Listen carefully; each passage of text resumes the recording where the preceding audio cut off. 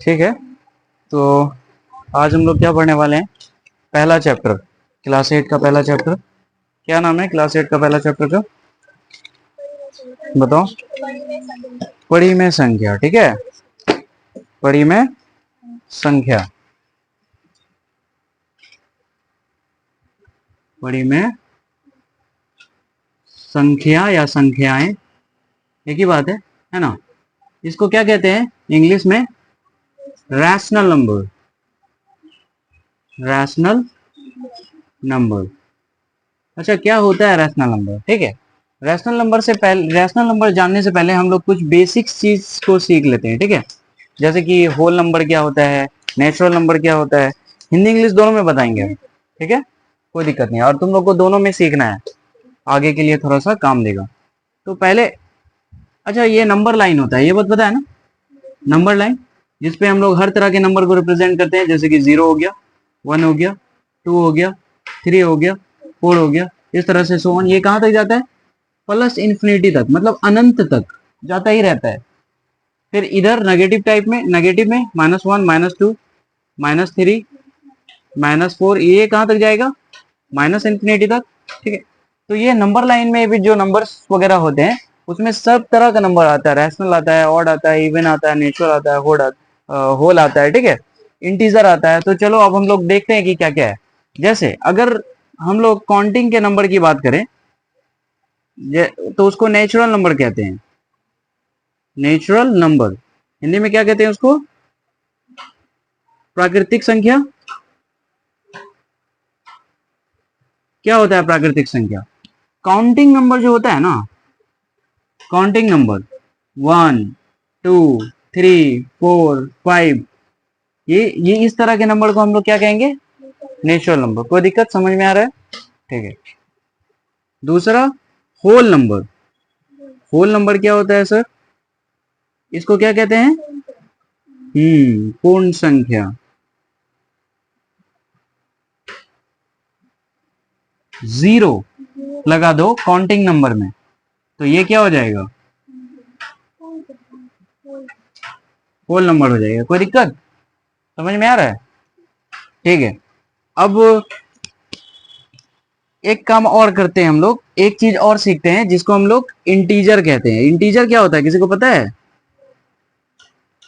Integer, इसको क्या कहते हैं? पूर्णांक।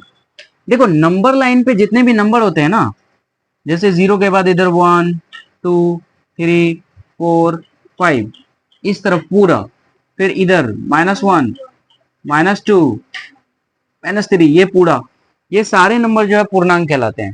ठीक है, अब पूर्णांक भी दो तरह के होंगे। यहाँ पे अगर तुम देखोगे, पॉजिटिव, इधर नेगेटिव दिख रहा है ना? ऐसा दिख रहा है कि नहीं? तो जो पॉजिटिव नंबर है 1, 2, 3, 4, 5, उसको हम लोग क्या कहेंगे? धनात्मक पूर्णांक।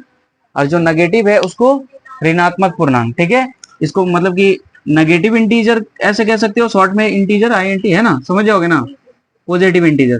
तो ये तो बेसिक है, कोई ज्यादा बताने की जरूरत नहीं है, सुन ही लिए हो, है ना? जो पॉजिटिव में रहेगा उसको धनात्मक या पॉजिटिव इंटीजर, ऋणात्मक या नेगेटिव इंटीजर। ये समझ में आ गया? कोई दिक्कत? अब इन्हीं, ये तो बेसिक्स हो गया, बेसिक्स नंबर। अब हम लोग आते हैं परिमेय संख्या क्या होती है। ठीक है, ये रैशनल नंबर होता क्या है, इसके बारे में थोड़ा सा बात कर ले, जो तुम्हारा चैप्टर का नाम है। ठीक है, रैशनल नंबर मतलब परिमेय संख्या। ठीक है, देखो कोई भी ऐसा नंबर जो p/q के फॉर्म में हो and q not equal to 0 हो, ऐसे नंबर को रैशनल नंबर या परिमेय संख्या कहते हैं। अब ये तो चलो ठीक है, ये तो एक जनरल फॉर्म हो गया इसका कि इस तरह से हम लोग को रिप्रेजेंट करना है। बट एक्चुअली में क्या होता है सर, ये बात ये सीखना पड़ेगा हम लोग को। देखो 1, 2, 3 या 1/4 या 6/10, ठीक है, या 5/11 या 0.1, 0.2, इस तरह के नंबर जो हैं, ये सारे नंबर क्या कहलाते हैं? Rational number. क्योंकि ये सारे नंबर को p/q के फॉर्म में लिखा जा सकता है। अब देखो कैसे, जैसे कि यहाँ पे 1 है, 1 को तुम 1/1 भी तो लिख सकते हो, तो ध्यान से देखोगे तो पी बाई क्यू के फॉर्म में आ गया। एंड इसका क्या क्यू जीरो है, नीचे वाला जीरो है नहीं है, तो इसका मतलब ये क्या है, रैशनल नंबर है ना। अगर हम लोग दो की बात करें तो दो भी रैशनल नंबर है। टू के नीचे कुछ नहीं है, वन दे सकते हो तो पी बाई क्यू के फॉर्म में आ गया। कुछ नहीं है तो वन दे सकते हो, पी बाई क्यू के फॉर्म में आ गया। कोई भी नंबर ऐसा जनरली जो लिखा रहता है ना 2 3 4 5, उसके नीचे तो वन छुपा रहता है, ये बात तो हम लोग को पता ही है ना। और ये तो 1/4 ये तो दिख ही रहा है, पी बाई क्यू के फॉर्म में ये भी दिख रहा है। अब पॉइंट वाला में भी अगर जैसे कि मान लो कि इधर 0.1 है, पॉइंट उड़ाते हैं तो नीचे एक नंबर आता है 1, एंड जितना संख्या उतना जीरो आता है, तो इसको 1/10 लिख सकते हो कि नहीं, ये बात तो पता है। ये भी क्या है, पी बाई क्यू के फॉर्म में है, ये भी क्या हो गया, रैशनल नंबर हो गया। यहाँ तो कोई दिक्कत। रैशनल नंबर किस तरह से लिखा जाता है एंड किस तरह के नंबर रैशनल हो सकते हैं, ये वो समझ में आ गया। एक और चीज समझो, इसके अलावा नंबर जैसे 0/1, 0/5, 0/ कुछ भी दे दो, 100, ये भी क्या होंगे, रैशनल नंबर होंगे।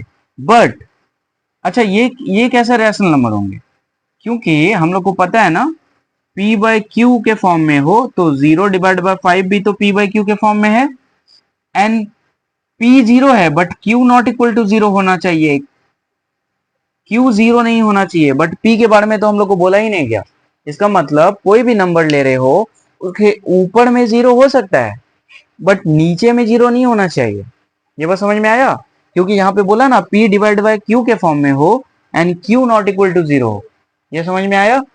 अब ऐसा क्यों sir, Q not equal to zero हो जाने से क्या हो जाएगा, ये क्वेश्चन आ सकता है दिमाग में।